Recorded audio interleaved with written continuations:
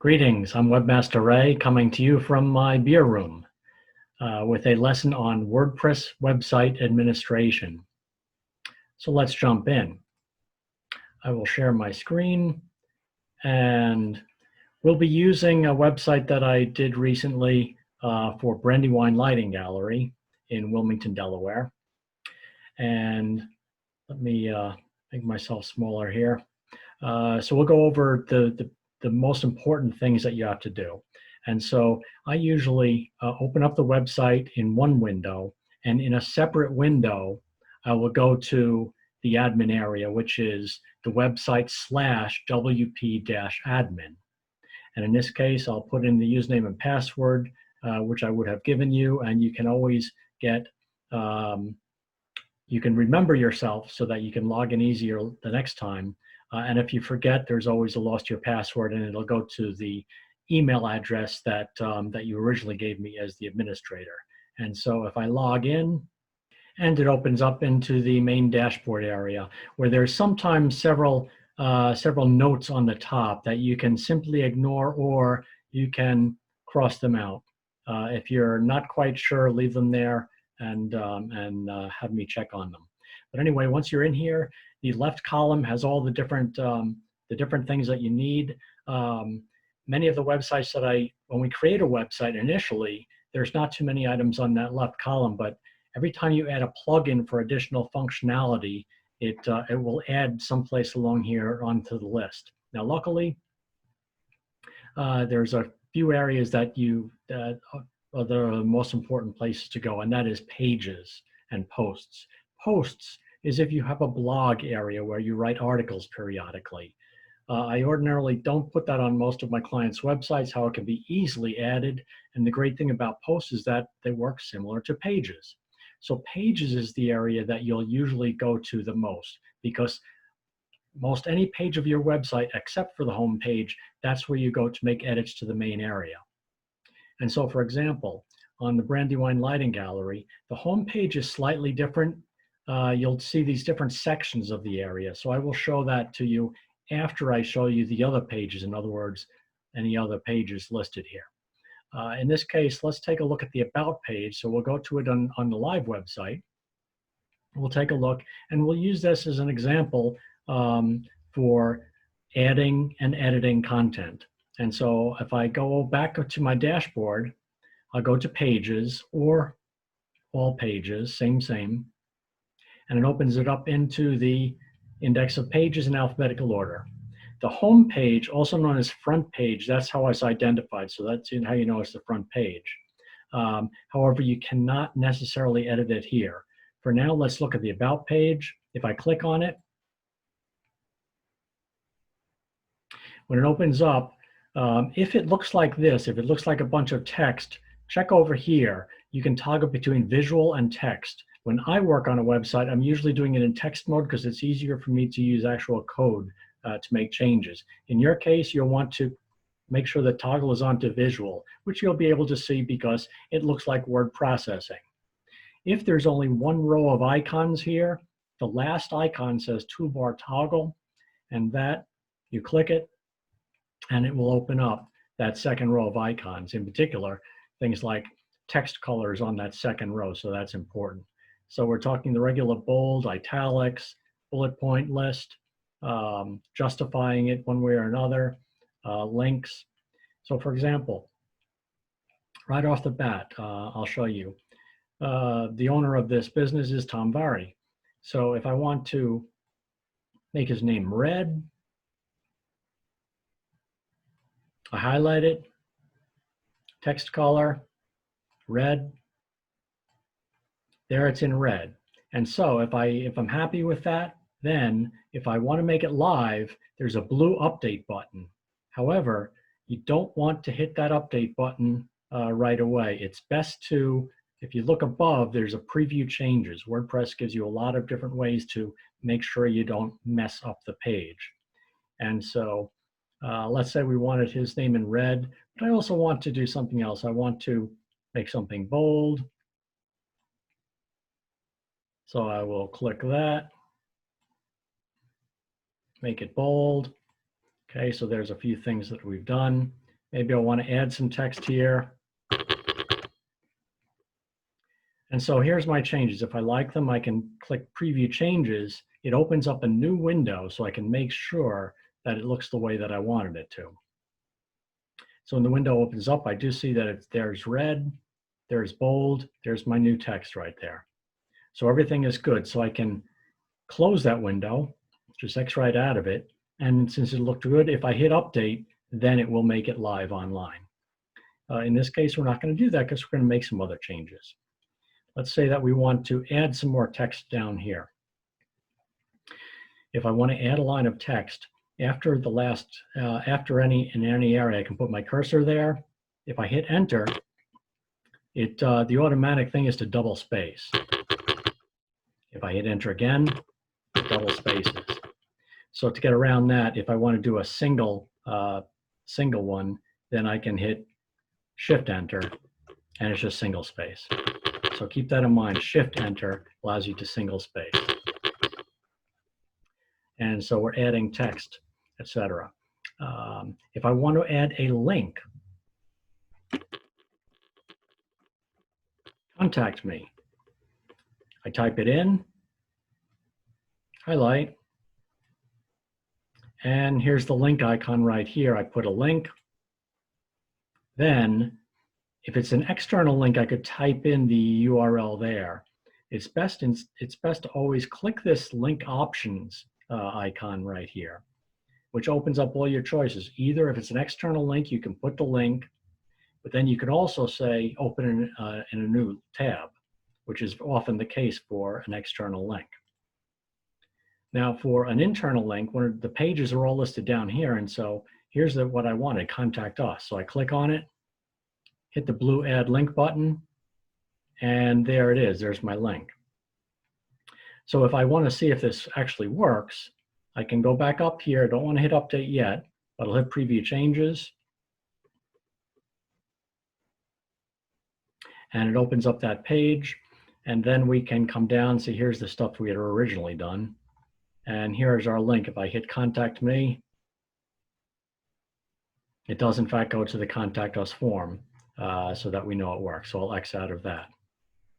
And so that's how we add links. Maybe something else that you want to add. So I'm going to hit enter again so that we double space a line, and maybe we have a new line here. New sentence, but I want to add an image next to this. And so I put my cursor at the beginning of whatever line that I want the image on. Once I have it there flashing, I come up here and there's an add media button. I click the add media button, and I have two choices. I can either upload from this library all the images that we've already added, which is a bunch, or I can upload something from my computer. So first we'll take it from the image library. Now here's a sample image that we used when I was demonstrating this to Tom. So if I select the image that I want, so you can reuse images once you've uploaded them the first time. Select the image, then come to the right side, and there's a few important things. Alt text is only really for SEO purposes, and so sometimes that's good. It's good to put keywords. And so again, this is optional. Lighting, I'll usually describe the fixture or whatever it was. There's the title of it. Caption, if we want a caption under it,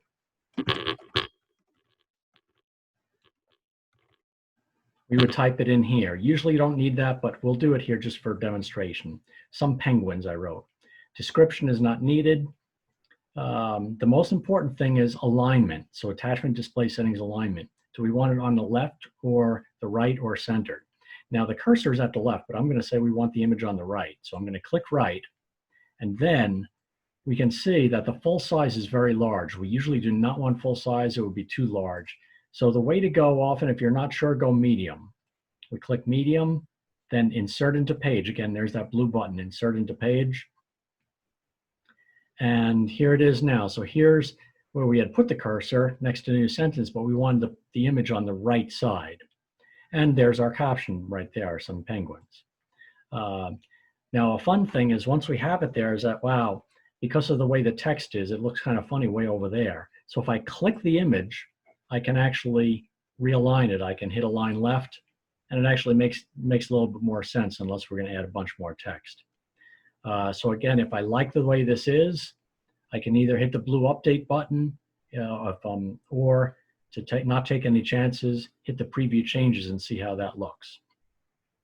Okay, so I'm going to say, okay, maybe we're finished with this page. I want to show you a great feature that WordPress has so that it helps you not mess up. So I want to say I want to work on a different page. So I go back to all pages, but WordPress reminds me, hey, leave site, changes will not be saved. I didn't hit update, and so it's reminding me, hey, your changes are going to be lost. So I could hit cancel and then update, and then everything's good. In this case, I'm going to leave, and it's going to be like nothing ever happened. So those images that we put there, the text changes will not be there. So for example, if I come back to it to edit it, about us, then it ends up being just the way that it originally was, without this being red, etc. So again, anytime you can come into your website and quickly make an edit if you see something that's incorrect. Maybe there's a spelling error, or you just have a replacement photo. Maybe you want to get rid of this one and put it in a new photo. For example, if I X out of this, now there's no photo, but if I want to put a new photo, cursor's already there, add media. In this case, instead of one of the existing photos, I want to put a brand new photo that we just took. And so instead of media library, you can toggle to upload files. I will upload files and then select a file from my computer, just like other websites. And I'll go through here. I'm going to go to the pictures area since that's where the pictures are. And let's find a good image to use. Here's a picture of two friends of mine, just a random photo. So I'll click it, open it, and then the first thing it does is it adds it to the media library. So once it's there, I get the little check mark. That's the image that we're working on. I must come over here and take care of the rest of it. So the alt text, again, that's SEO. I don't need to do that. I don't need a title. In this case, I'm not going to bother with a caption. We're just trying to do this quickly. Alignment, the other one was on the left, and so I'm going to put this one on the left as well. And again, medium is usually the way to go. Full size would be too big. So medium, insert into page, and now I have these two guys here instead of that other image. So if I like them there, I would hit update and it's live. And so one other type of thing that you might want to do is you might want to add a PDF, which is often good for instructions or kind of further, maybe a form that somebody wants to download to fill out, or additional information that you don't want to put a whole page on your website. And so to add a PDF, a PDF is always preferable to a Word doc. If you have a Word doc, convert it to a PDF or have me do it. And so let's say that I wanted to add a document. Maybe I wanted to say instructions, okay?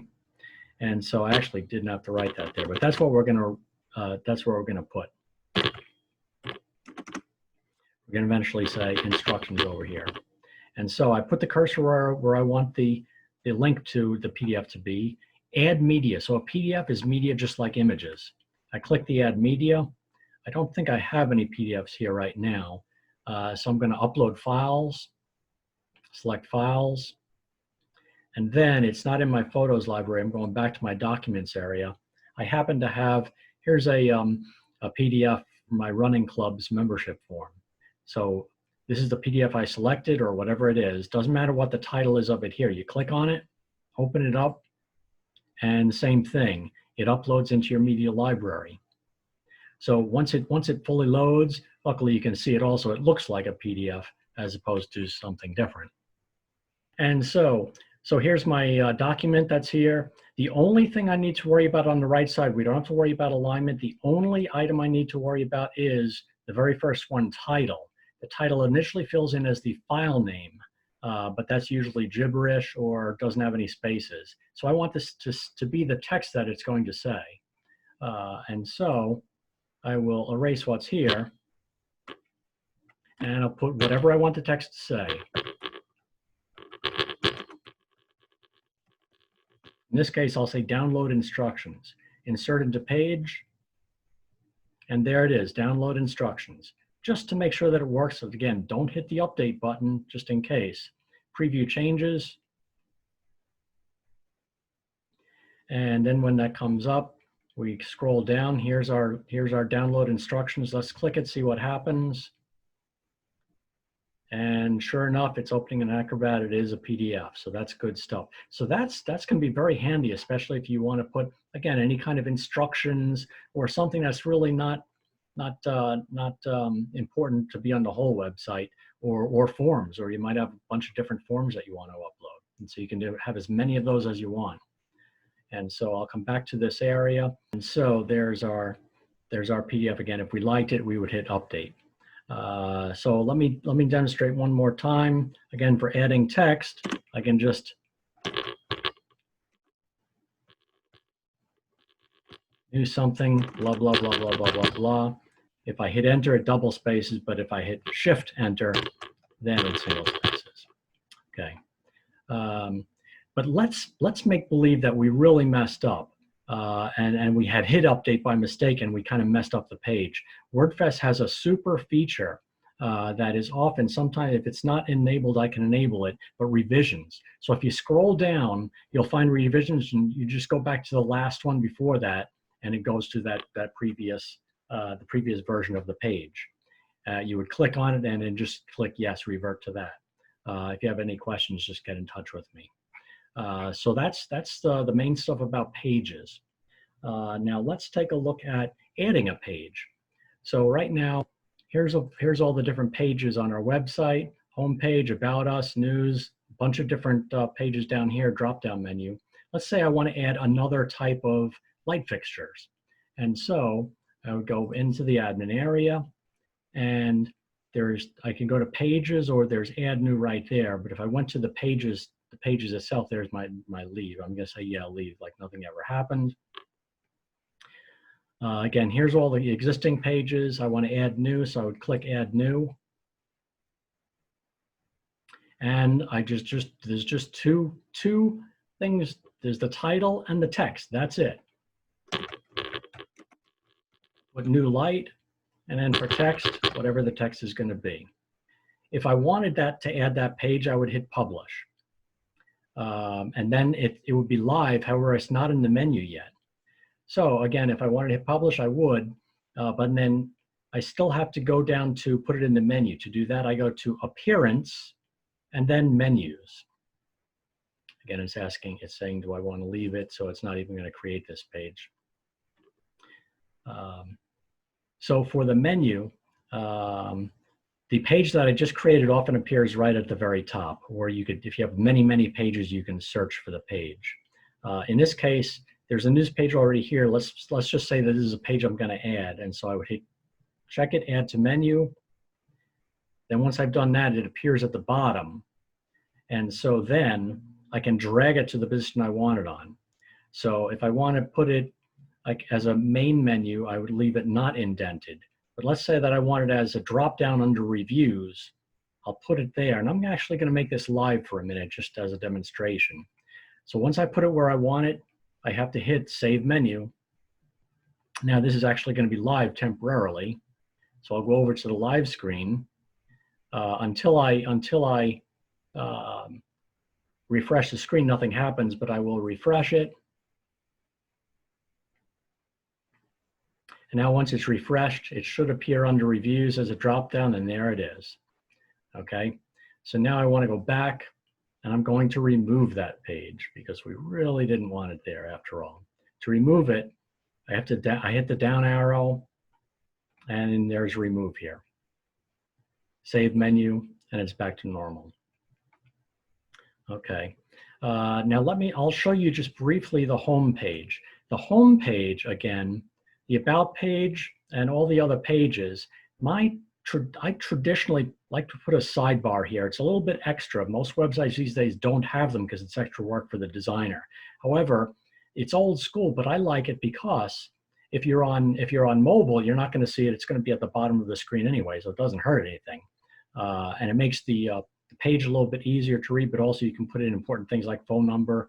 You can have all these important links on every page. Maybe you want to have a certification that you have, or your membership in a society, or you've received an honor. It's nice to throw that in front of somebody every page. In this case, Brandywine Lighting talks about all the different items they have. So it's great for SEO because all these things are on every page of the website. Or the reviews, that's always a nice thing to have too. So for the homepage is way different because we make the homepage look cool. It's really like a mini website. Like I often tell people, the homepage, instead of in the old days, we want everything above the fold, but now things are built for mobile. People will scroll forever, and it's actually easier to scroll when you're on mobile than to click. So we build kind of a mini website. The first section, the top section, is the overall introduction. Underneath that, we might want to speak about certain items, certain services, break it into categories. Here's the different types of categories we have. We can let people quickly skip to what they want, but also you get to put some cool background images in. Business references, and I always like to include client reviews, a few of the very best ones right on the home page, because people love reviews. And then you allow people to click through to see more reviews. And so you're putting calls to action in these various places. You're giving people an opportunity to eventually find what they want and click through to it. But to work on the home page, it's just slightly more difficult.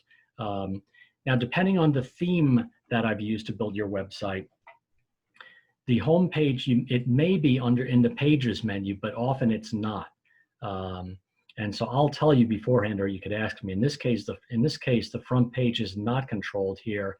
To do the front page, you have to go to Appearance and then Customize. So I go to Appearance and then Customize, and this brings me to a totally different screen. We're really working on the website in real time. So here's our different sections: first section, second section, third section, fourth section. Okay, so I'll go back up.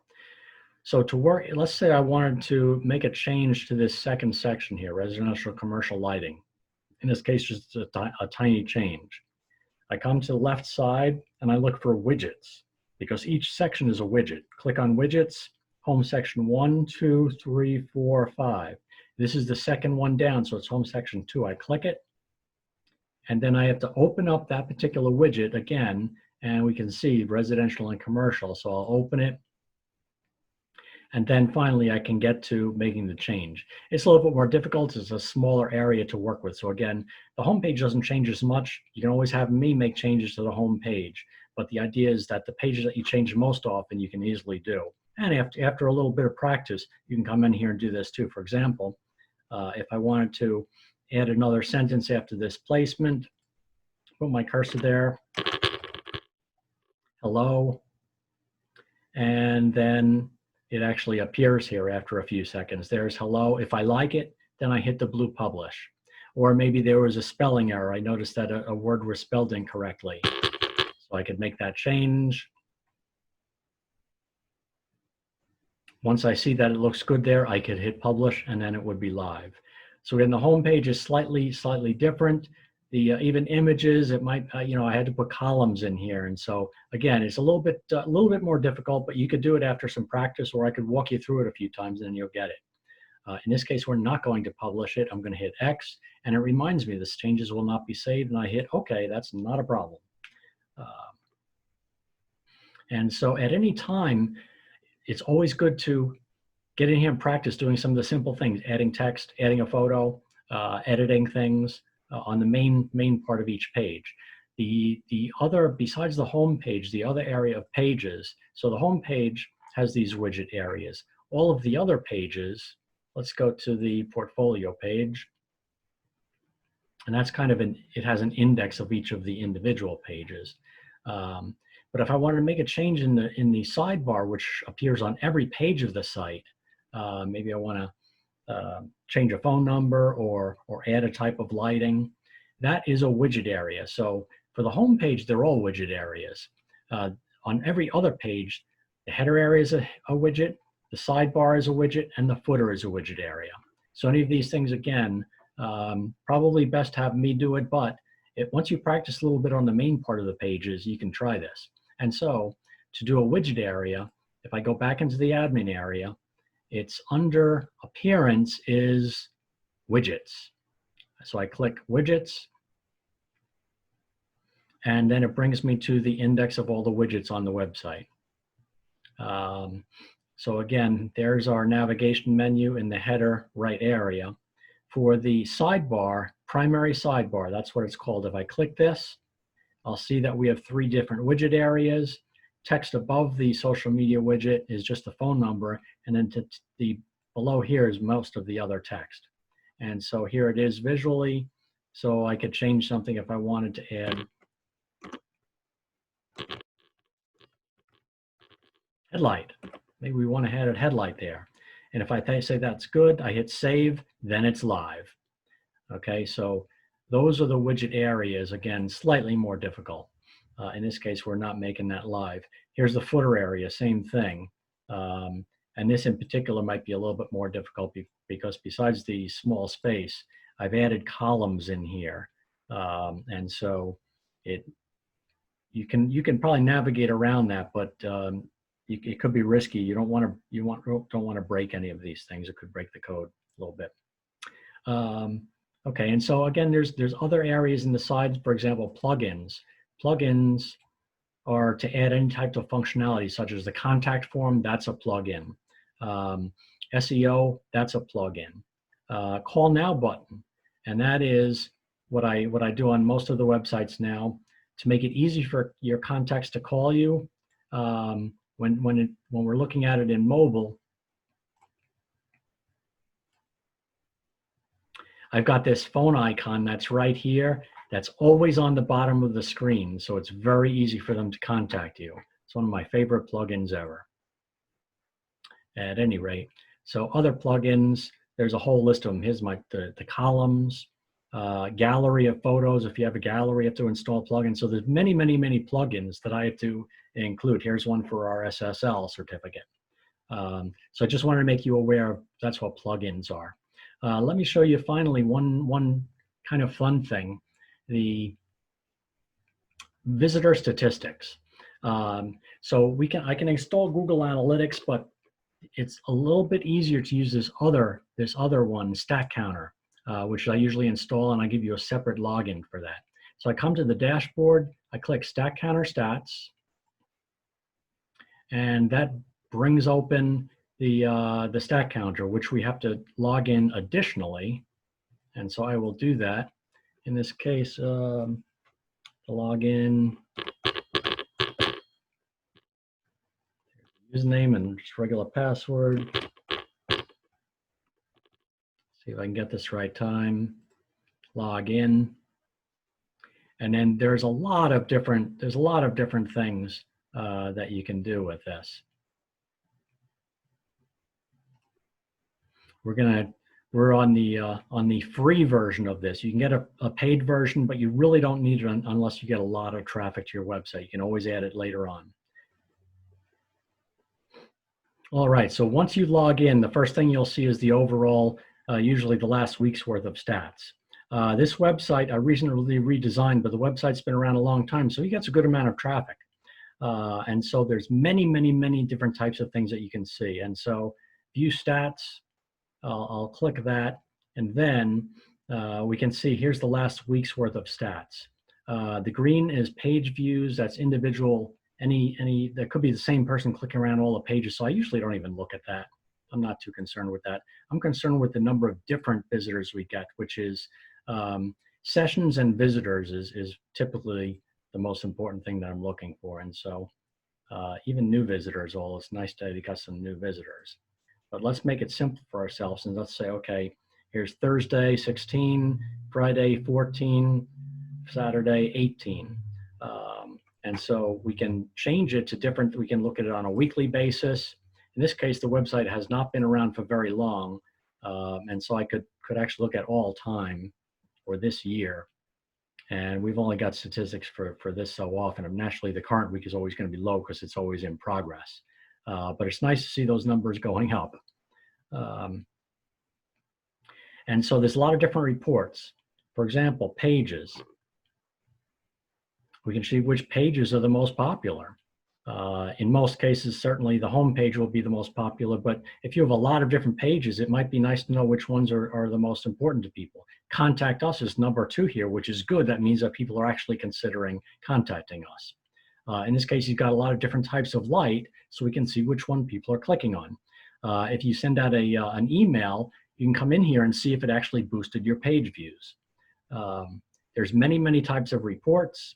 For example, what I was just looking at, the pages, and here's from the most recent visitors, here's the traffic that we've gotten on the different pages. And so you can see, wow, one page isn't getting a lot, so maybe add a video to it or something like that. Recent activity, and you can look at all different things. The fun thing is visitor map. You can see where in the world people are coming from to visit your website. Naturally, you want them in your area, especially if you're a local business. If you're nationwide, well, maybe it's not too important. When you see something in China, it's somebody either trying to hack you, or maybe in India, it's a web designer who'd like to sell you some SEO, something like that. But you can zoom in and you can find lots of information. In this case, it's good that we have things in our area of Delaware, because those are the most likely people to be customers. So again, I can keep zooming in and I find a bunch of people here. If I click on any one of these after zooming in, it actually tells me about them. I can find out the screen resolution. I can see if they're on mobile versus on desktop. It's amazing how long they were at the site. Here's 21 seconds. The entry page, the exit page, a lot of different information here. And if I want to get even more in detailed, I can look at things like visitor paths to see what pages they've looked through while they were at the site. So for example, this visitor started at this page, they went to this page, they went to this page, etc. And so I can get an idea of if pages are effective or so forth, or where I'm losing people, like if they're not ending up at the contact page or something like that. But there's a lot of different information, and it's a good thing to go through on a rainy day because you can go through and find things out. Came from activity. In some cases, it'll be helpful. You'll see if they came from Facebook, maybe a post that you put there. Here's from individual websites. Bing, somebody came right through from Bing for something. And so it's good to know how they got to your site. But at any rate, I hope this was very helpful to you. Again, go ahead and try to experiment with it yourself if you have questions. A lot of times, if you can catch me during the day, I might be able to walk you through it as you're trying to make a change to your site. But thank you very much. And again, this website that we were just looking at is Brandywine Lighting Gallery, which has a physical location on Concord Pike in Wilmington. Take care.